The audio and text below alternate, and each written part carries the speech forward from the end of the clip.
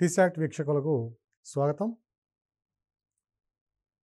Group 1 prelims come mains సంబంధించినటువంటి డిస్కషన్లో భాగంగా మనం ఈరోజు ఈ సెషన్లో జియోగ్రఫీలోని క్లైమాటిక్ చేంజెస్ యూనిట్ 1లో ఉన్నటువంటి టాపిక్ ఇది.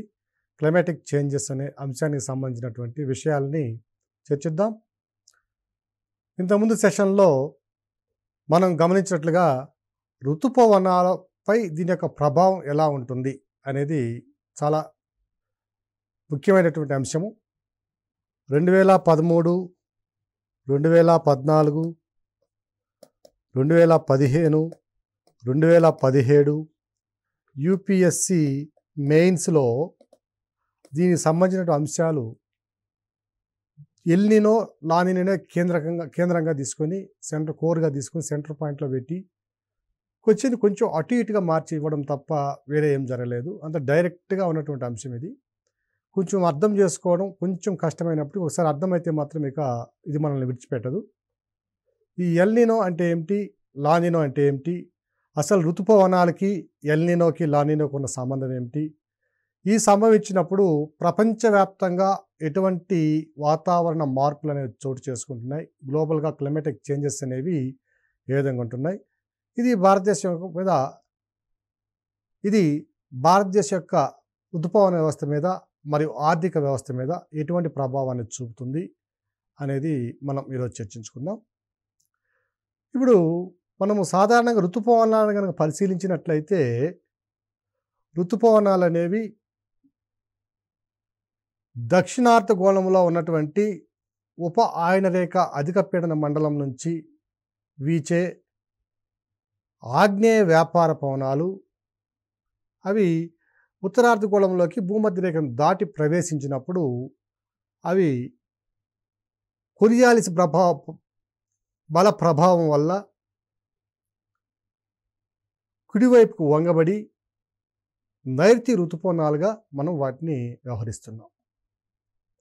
అంటే మన ఋతుపవన వ్యవస్థకి మూలం ఎక్కడున్నది అంటే దక్షిణార్ధగోళంలో ఉన్నటువంటి ఉప ఆయన రేఖ అధిక పీడన మండలం మీద ఉన్నది.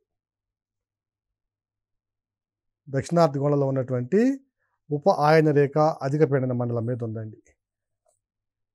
దీన్ని పరిశీలించినట్లయితే ఇంతకుముందు మనం చర్చించుకున్నాం, ఇది ఈక్వటోరియల్ లో ప్రెజర్ బెల్టు, ఇది sub tropical high pressure belt in the northern hemisphere. This is also sub tropical high pressure belt in the southern hemisphere. ఇది ఉప ఆయన రేఖ అధిక పీడన మండలం. ఇది భూమధ్య రేఖ అల్పపీడన మండలం. సో ఇటువైపు నుంచి వచ్చే వ్యాపార పవనాలు ఈశాన్య వ్యాపార పవనాలు, ఇటువైపు నుంచి వచ్చేవి ఆగ్నేయ వ్యాపార పవనాలు. రెండు కలుస్తున్న ప్రాంతం వచ్చి దాన్ని ఐటీసీజెడ్ అంటాం, ఇంటర్ ట్రోపికల్ కాన్వర్జెన్స్ జోన్ వ్యవహరిస్తున్నాం, అంతర ఆయన రేఖ అభిసరణ మండలం అని పిలుస్తున్నాం. Because of the shifting of pressure belts always the convergence may not be there at a single location. They are moving from equator towards North Pole, and again when the seasons change they retreat, and in the reverse direction they are going to meet in the southern hemisphere. So ఈ విధంగా పీడన మండలాల్లో వచ్చేటటువంటి ఆ shuffling ఏదైతే ఉందో సీజన్స్ని అనుసరించి, కాలాలను అనుసరించి, ఋతువులను అనుసరించి ఏ విధంగా మన పీడన మండలాలు ఉత్తర ధ్రువం వైపుకి దక్షిణ ధ్రువం వైపుకి చెలిస్తున్నాయో దానికి అనుగుణంగా ఐటీసీజెడ్ కూడా కదులుతుంది. సో ఈ రెండు కదిలే క్రమంలో ఎప్పుడూ కూడా ఈ అంటర్ ట్రోపికల్ కాన్వర్జెన్స్ జోన్ అనేది ఒక దగ్గర స్థిరంగా ఉండక పైకి కిందికి మూవ్ అవుతూ ఉంటుంది. ఇది మనకు తెలిసిన విషయం. ఏది మూవ్ అయినా మూవ్ కాకపోయినా అంటే దాన్ని పక్కన పెడితే మనకి వస్తున్నటువంటి ఋతుపవనాలు అనేవి ఎక్కడి నుంచి ప్రారంభం అవుతున్నాయంటే దక్షిణార్ధగోళంలో ఉన్నటువంటి ఉప ఆయన రేఖ అధిక పీడన మండలంలో ఉన్నటువంటి ఈ హై ప్రెజర్ బెల్ట్ ఎక్కడైతే ఉందో ఈ అధిక పీడన మండలం నుంచి ప్రయాణించే ఆగ్నేయ వ్యాపార పవనాలే మనకి ఋతుపవనాలు. ఇప్పుడు కనుక చూసినట్లయితే ఇక్కడ ఈ ఫిగర్లో చూసినట్లయితే ఇది 0 degrees అండి ఈక్వేటరు, ఇది 23.5 degrees సౌత్ లాటిట్యూడు, మకర రేఖ, 23.5 degrees దక్షిణ అక్షాంశము. ఇప్పుడు ఈ ప్రాంతం నుంచి మనకి ఋతుపవనాలు ప్రారంభమవుతున్నాయండి. అంటే ఈ ఆగ్నేయ వ్యాపారపవనాలు ఈ విధంగా ప్రయాణిస్తున్నాయి. ఈ విధంగా ప్రయాణించే ఆగ్నేయ వ్యాపారపవనాలు సాధారణ సంవత్సరంలో భూమధ్య రేఖను దాటి ఇలా వెళ్ళి మన భారత ఉపఖండాన్ని, దానికి ఇరువైపులా ఉన్నటువంటి భూభాగాలను కూడా స్పృశించి విస్తారమైనట్టు వర్షపాతాన్ని వస్తున్నాయి. అది మనకు తెలిసిన విషయం. సాధారణ సంవత్సరంలో ఇక్కడ ఎల్నినోకు సంబంధించినటువంటి అంశాలు 2 ఉన్నాయి. ఒకటి, ఈ దక్షిణ అమెరికా ఖండ భాగానికి సంబంధించినటువంటి పశ్చిమ తీర ప్రాంతంలో పెరు ఉందండి. ఈ పెరు తీరంలో సాధారణంగా ప్రతి సంవత్సరము ప్రతిరోజు అప్వెల్లింగ్ ఆఫ్ కోల్డ్ వాటర్స్ అనేది ఒక ఫినామినా జరుగుతూ ఉంటుంది. ఇక్కడ పెరు అనే ప్రాంతంలో ఈ దక్షిణార్ధగోళంలోని దక్షిణ ధ్రువ ప్రాంతం నుంచి ఒక సముద్ర ప్రవాహం వస్తుంది. అది శీతల ప్రవాహం. దాన్ని హంబోల్ట్ కరెంట్ అని అంటారు. హంబోల్ట్ అనే ఆయన దాన్ని 16వ శతాబ్దంలో కనిపెట్టాడు. ఈ హంబోల్ట్ కరెంట్నే పెరు కరెంట్ అని కూడా, పెరు ప్రవాహం కూడా వ్యవహరిస్తారు. ఈ హంబోల్ట్ ప్రవాహం అనేది శీతల ప్రవాహం. ఈ శీతల ప్రవాహము మనం మ్యాప్లో చూపించినట్టుగా ఈ పెరు అనే ప్రాంతానికి వచ్చి లోపల ఉన్నటువంటి శీతల సముద్ర జలాలని పైకి ఉపికేటట్లుగా చేస్తుంది ఇక్కడ. సో ఈ పైకి ఉపికే శీతల సముద్ర జలాలు ఏం చేస్తాయంటే ఆ ప్రాంతంలో ఉన్నటువంటి ఉపరితల జలాల ఉష్ణోగ్రతల్ని 5 నుంచి 6 లేదా 7 degrees సెంటీగ్రేడ్ మేర తగ్గించేస్తాయి. అదొక అంశం. ఇలా తగ్గించే ఉష్ణోగ్రతలతో పాటు ఈ ఉబుకి వచ్చే జలాలు పైకి ప్లాంక్టన్ని కొన్ని మినరల్స్ని తీసుకుని వస్తాయి, which are useful for the growth of aquatic life over that region. ప్రపంచంలో ఉన్నటువంటి ఫిషింగ్ జోన్స్లో చేపలు పట్టే మండలాలు ఏవైతే ఉన్నాయో అందులో ఒక ప్రధానమైన మండలం ఈ పెరు తీరం. దీనికి కారణం ఏమిటంటే ఈ కోల్డ్ కరెంట్ ఏదైతే ఉందో శీతల ప్రవాహము, అది లోపల ఉన్నటువంటి మినరల్స్ని, ప్లాంక్టన్ని తీసుకురావడం వల్ల ఉపరితల జలాల్లో సముద్రపు చేపలు, చిన్న చేపలకు అవసరమైనటువంటి ఆహార లభ్యత అనేది అధికంగా ఉంటుంది. ఈ చిన్న చేపలు మరలా పెద్ద చేపలు ప్రేస్ కాబట్టి ఆ పెద్ద చేపలు వీటిని తిని ఇంకా పెద్ద చేపలుగా మారుతూ ఉంటాయి. సో ఇక్కడ లభించేటువంటి చేపలు చాలా విరివిగా లభిస్తాయి. కాకపోతే ఆర్థికంగా అంత ప్రాముఖ్యం కాకపోయినప్పటికీ వీటిని ఎరువుల తయారీలో ఉపయోగిస్తారు ఈ చేపల్ని. సో ఇక్కడ స్పానిష్ పీపుల్ కొన్ని శతాబ్దాల క్రితము స్పెయిన్ నుంచి ఇక్కడ వచ్చి స్థిరపడడం జరిగింది. ఈ స్పానిష్ పీపుల్ లోకల్ ఫిషర్మెన్ ఈ ప్రాంతంలో. సో వాళ్ళు ప్రతి 5 నుంచి 7 సంవత్సరాలకి ఒక ఫినామినాని గుర్తించడం జరిగింది, ఒక విషయాన్ని గుర్తించడం జరిగింది. సాధారణ సంవత్సరంలో పైకి వచ్చే జలాలు ఉంటే కొన్ని అసాధారణ సంవత్సరంలో, అబ్నార్మల్ ఇయర్స్లో పైకి వచ్చేటటువంటి అప్వెల్లింగ్ ఆఫ్ కోల్డ్ వాటర్స్ ఏవైతే ఉన్నాయో అవి సీజ్ అయిపోతున్నాయి, స్టాప్ అయిపోతున్నాయి. ఎప్పుడైతే స్టాప్ అయిపోతున్నాయో పైకి వచ్చే వాటర్స్, కోల్డ్ వాటర్స్ ఏవైతే ఉన్నాయో దాంతోపాటు తీసుకువచ్చే ప్రోటీన్స్ కానివ్వండి, మినరల్స్ కానివ్వండి, ప్లాంక్టన్ కానివ్వండి, చేపలకు అవసరమైన ఆహార లభ్యత కూడా తగ్గిపోతుంది. ఫలితంగా ఆ సంవత్సరం చేపల వేట పెద్దగా లాభదాయకంగా ఉండడం లేదు.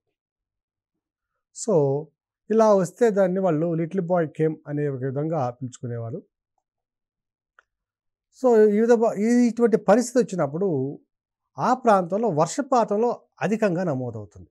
ప్రపంచంలో ఉన్నటువంటి అత్యధిక శుష్క ప్రాంతం అంటే అసలు డ్రైయెస్ట్ డెజర్ట్స్లో ఇది డెజర్ట్. ఇది అటకామా ప్రాంతంలో డెజర్ట్. ఈక్విక్ అనే ప్లేస్లో ఉంటుంది. ఇది దక్షిణ అమెరికాలో పెరు ప్రాంతంలో ఈక్విక్ అనే ప్లేసు సంవత్సర సగటు వర్షపాతం వచ్చి మీరు నమ్ముతారో లేదో 1.5 నుంచి 2 సెంటీమీటర్లు మాత్రమే వర్షపాతం ఉంటుంది. 1 లీటర్ వాటర్ని బాటిల్లో కానీ లేదంటే ఒక వెజల్లో పాత్రలో పోసి పెడితే కొన్ని గంటల్లోనే అది ఆవిరైపోతాయి ఆ నీళ్ళు. అంత డ్రైయెస్ట్ ప్లేస్ ఇది. సో ఇలాంటి డ్రై ప్లేస్లో ఎప్పుడైతే అప్వెల్లింగ్ ఆఫ్ కోల్డ్ వాటర్స్ ఆగిపోయినాయో ఆ సందర్భంలో ఈ ప్రాంతంలో అధికంగా వర్షపాతం సంభవిస్తుంది. సాధారణం కంటే అధిక వర్షపాతం సంభవిస్తుంది. దానివల్ల వాళ్ళు చాలా శుభప్రదంగా భావిస్తారు వాళ్ళు. ఎందుకంటే వాళ్ళు తాగడానికే నీళ్లు దొరికిన పరిస్థితి అక్కడ. సో ఈ సందర్భంలో ప్రపంచవ్యాప్తంగా కూడా అనేక అబ్నార్మల్ కండిషన్స్ అనేవి ప్రివేల్ అవుతున్నాయి. కొన్ని అసాధారణ పరిస్థితుల్ని మనం గమనిస్తున్నాం. ఈ అసాధారణ పరిస్థితులనే సదరన్ ఆసిలేషన్ సైకిల్ అని వ్యవహరించడం జరిగింది. దాన్నే సాధారణంగా ఎల్ నినో అని వ్యవహరిస్తారు. సో ఈ ఎల్ నినో అనేది ఇప్పుడు మనమే చూసాం. కోల్డ్ అప్వెల్లింగ్ ఆఫ్ కోల్డ్ వాటర్స్ అనేది ఆగిపోతుంది. అంటే సముద్ర జలాల ఉపరితల జలాల ఉష్ణోగ్రతల్లో వ్యత్యాసాలు సంభవిస్తున్నాయి అనేది మనకు అర్థమైంది. ఇక్కడ ఇంకొక అంశం ఏమిటంటే, ఇక్కడ sub tropical high pressure belt నుంచి ఉత్తరార్ధగోళంలో ఈ ఈశాన్య వ్యాపారపానాలు వీస్తున్నాయండి. North east trade winds. ఈ నార్త్ ఈస్ట్ ట్రేడ్ విండ్స్ ఏం చేస్తాయంటే, అవి వీచే క్రమంలో తమతో పాటు సముద్ర ప్రవాహాలను కూడా క్రియేట్ చేస్తాయి. ఇదొక సముద్ర ప్రవాహం. దీన్ని నార్త్ ఈక్వటోరియల్ కరెంట్ అంటారు. నార్త్ ఈక్వటోరియల్ కరెంట్ అని వ్యవహరిస్తారు. అలాగే ఈ ట్రేడ్ విండ్స్, దక్షిణార్ధగోళంలో ఉన్నటువంటి ట్రేడ్ విండ్స్ ఏర్పరిచేటటువంటి ఈ కరెంట్ని ఏమంటామంటే సౌత్ ఈక్వటోరియల్ కరెంట్ అంటాం. దక్షిణ భూమధ్యరేఖ సముద్ర ప్రవాహం, పైన ఉన్నది ఉత్తర భూమధ్యరేఖ ప్రవాహం. ఇవి రెండు ఇలా ప్రయాణిస్తూ వెళ్ళి ఇక్కడ ఆఫ్రికా ఉంటుందండి. ఆఫ్రికా ఖండం యొక్క తూర్పు భాగంలో ఖండపలకను ఢీకొని మరలా అవి వెనక్కి మళ్ళుతాయి. ఈ వెనక్కి మళ్ళే క్రమంలో ఈ విధంగా వెనక్కి మళ్ళితే దీన్ని కౌంటర్ ఈక్వటోరియల్ కరెంట్ అంటాం.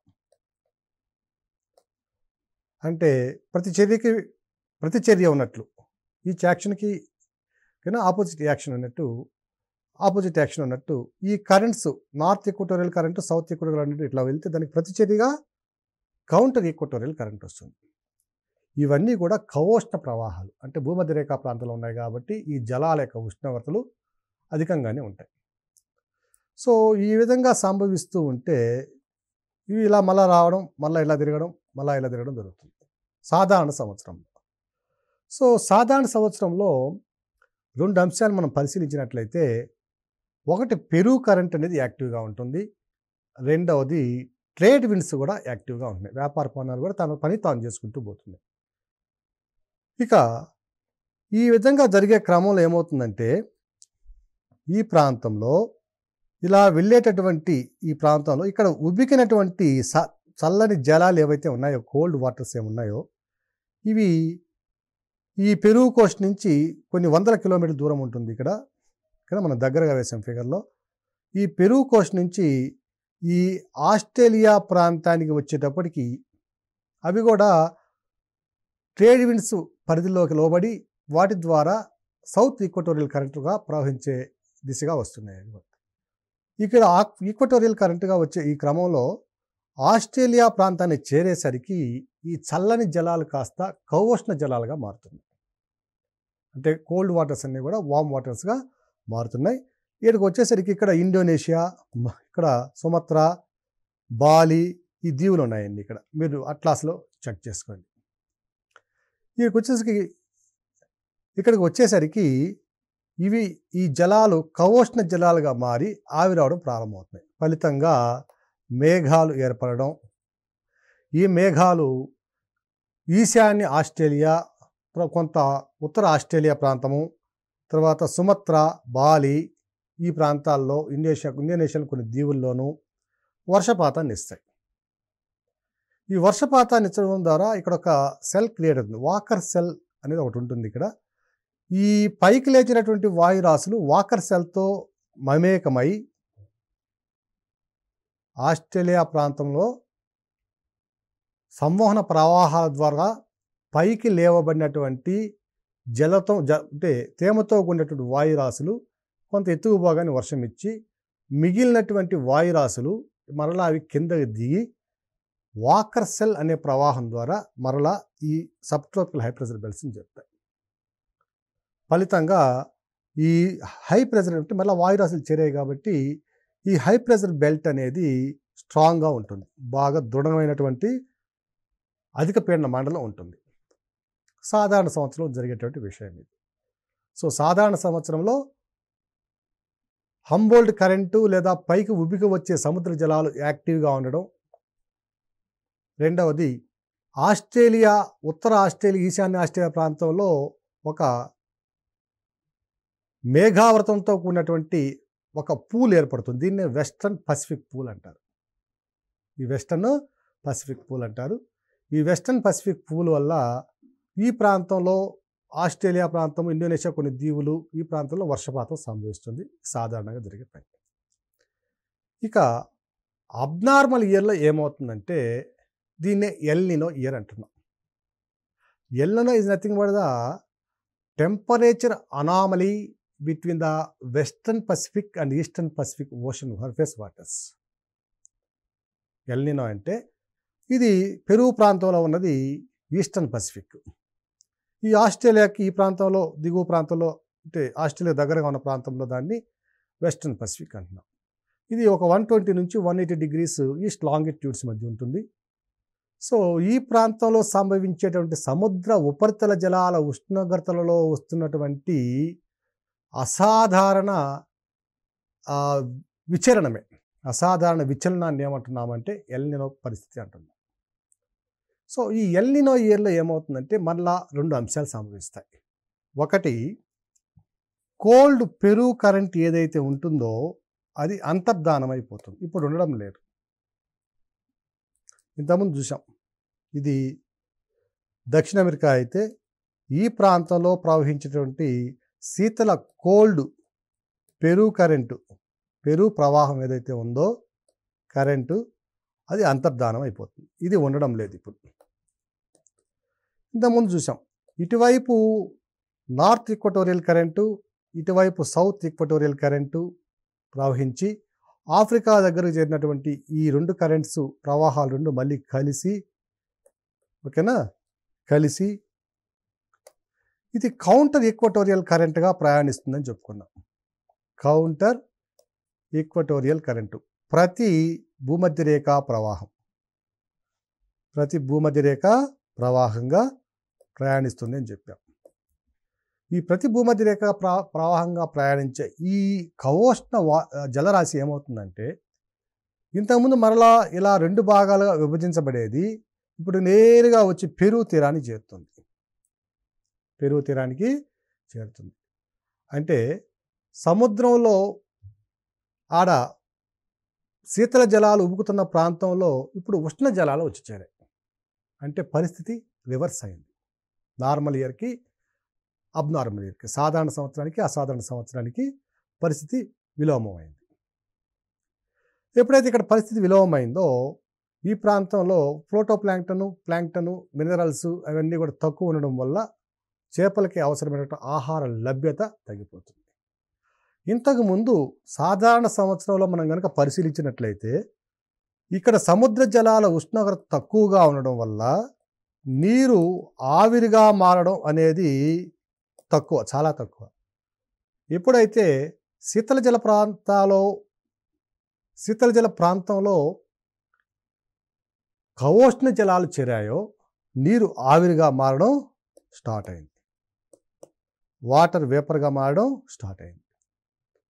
సో ఈ వాటర్ వేపర్గా మారితే ఈ ప్రాంతం అంతా కూడా వర్షపాతం సంభవించడం ప్రారంభించింది. ఇదంతా కూడా ప్రిసిపిటేషన్ జరుగుతుంది.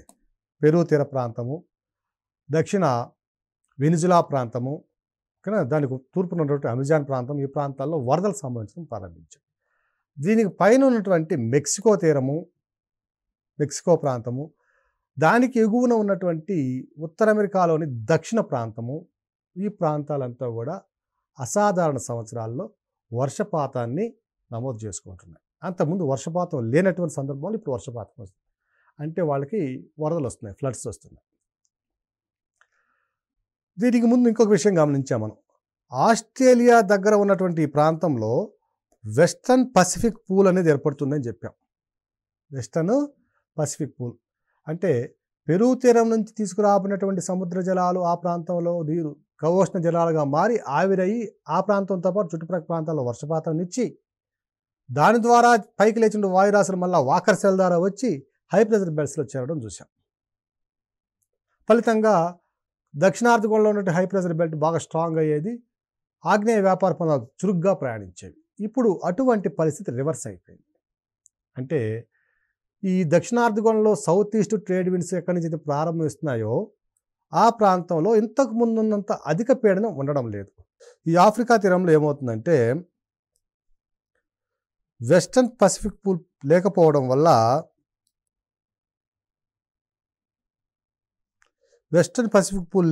వల్ల ఇక్కడ మాస్కరిన్ హై అని ఉంటుంది. మడగాస్కర్కి కొంచెం తూర్పున ఉంటుంది.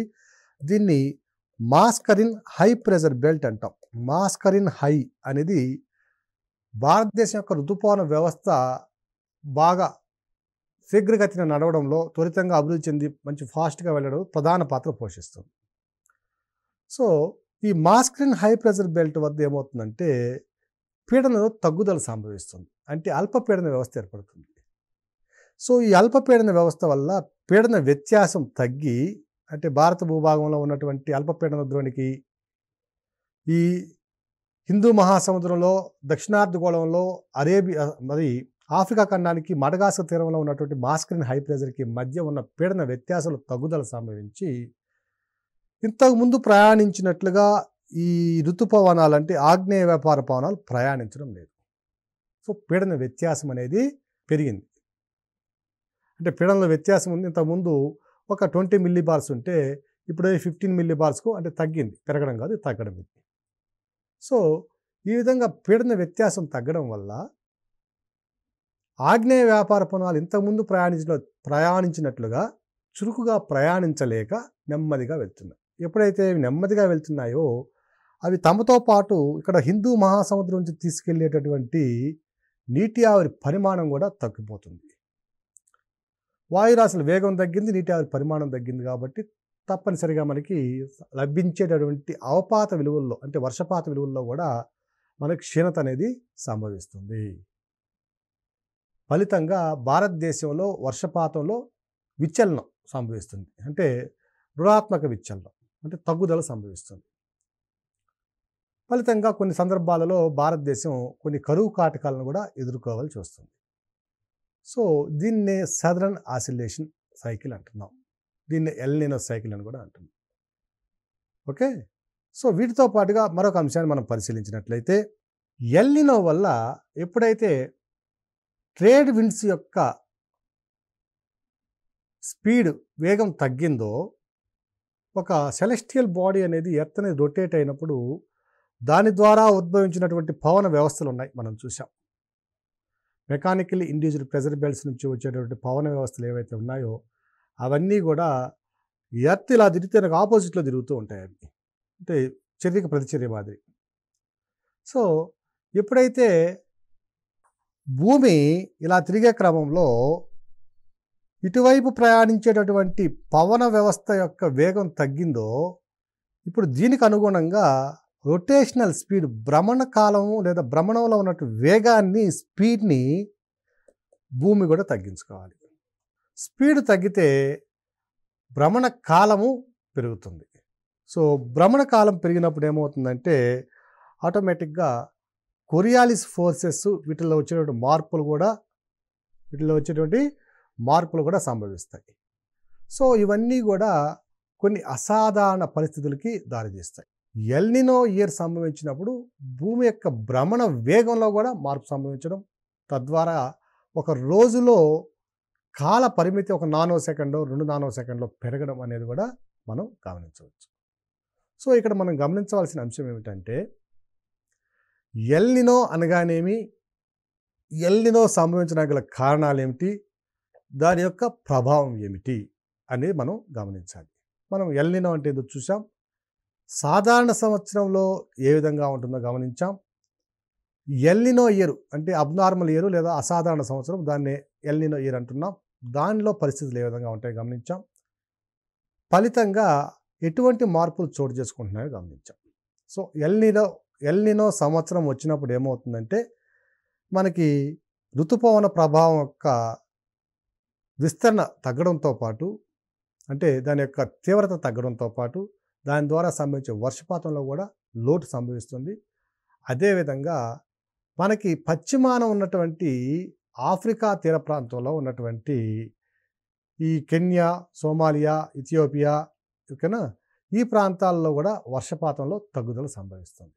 ఉదాహరణకి 2015లో సంభవించినటువంటి 14 అనుకుంటా అండి, 14లో 15 సంభవించింది. 2015లో సంభవించినటువంటి ఈ ఎల్ నినో అనేది ఏం చేసిందంటే కెన్యాలో వర్షపాతంలో తగ్గుదల సంభవించింది. Kenya is the 4th largest producer of tea in the world. ఎప్పుడైతే వర్షపాతంలో తగ్గుదల సంభవించిందో, ఉత్పత్తి తగ్గిపోయిందో, తరువాత క్రమంలో అంటే లార్జెస్ట్ ప్రొడ్యూసర్స్ అయినటువంటి చైనా, ఇండియా, ఈ శ్రీలంక ఈ ప్రాంతాల్లో తేయాకు విపరీతమైన డిమాండ్ ఏర్పడింది. $1కి 1 కిలో $1కి 3 కిలోలు వచ్చేటటువంటి తేయాకు ఆ సంవత్సరము $1కి 1 కిలో మాత్రమే సంభవించింది. అంటే కొనుక్కోగలిగింది, అంత రేటు పెరగడం జరిగింది. సో ఈ విధంగా ఆర్థికంగా కొన్ని ప్రాంతాలు తీవ్ర నష్టాన్ని కలుగు చేస్తున్నాయి. అలాగే కొన్ని ప్రాంతాలు భౌగోళికంగా అలాగే ఆవరణ వ్యవస్థల పరంగా కూడా అనేక ఇబ్బందుల్ని ఎదుర్కొంటున్న పరిస్థితులు. లానినో అనేది దీనికి కేవలం వ్యతిరేకమైనటువంటి చర్య. లానినో సంవత్సరంలో పెరు తీరంలో సముద్ర శీతల జలాల ఉపకడం లేదా పైకి రావడం అనే ప్రక్రియ కొంచెం మరింత ఎక్కువ అవుతుంది, వేగవంతం అవుతుంది. ఎప్పుడైతే సముద్ర జలాలు వేగవంతంగా పైకి వస్తున్నాయో ఈ ప్రాంతంలో ఇప్పుడు టెంపరేచర్స్ ఇంకా పడిపోతాయండి. అధికంగా సముద్ర జలాలు శీతల జలాలు పైకి రావడం వల్ల టెంపరేచర్స్ ఇంకా పడిపోయి పీడనం పెరుగుతుంది. సో ఇప్పుడు పీడనం పెరిగినప్పుడు ఈ దక్షిణార్ధగోళంలో ఉన్నటువంటి అధిక పీడన వ్యవస్థకి, ఉత్తరార్ధగోళంలో ఉన్నటువంటి ఋతుపవనాలకు అవసరమైనటువంటి ఏర్పడే అల్పపీడన వ్యవస్థకి, అంటే ఖండభాగంలో ఉన్న అల్పపీడన వ్యవస్థకి మధ్య పీడన ప్రణవత అంటే ప్రెజర్ గ్రేడియంట్ అనేది ఇంకొంచెం పెరగడం వల్ల ఆగ్నేయ వ్యాపారపవనాలు మరింత చురుకుగా ప్రయాణించి